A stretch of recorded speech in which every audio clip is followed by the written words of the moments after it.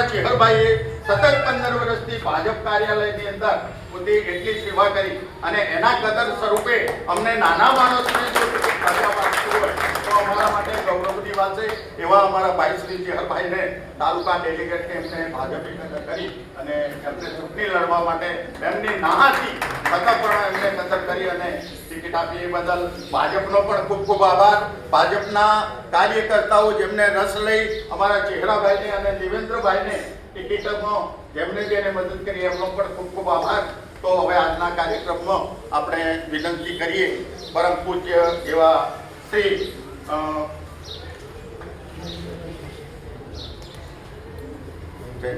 જયેન્દ્રભાઈ ને આપણે વિનંતી કરીએ કે પોતે આજના આ કાર્યક્રમ પ્રસંગે અનુરૂપ આપણને બે શબ્દો કહે છે. ભારત માતા કી જય. ભારત માતા કી જય. વંદે માતરમ. આજે કંડિશન જિલ્લા પંચાયત ક્ષેત્રનો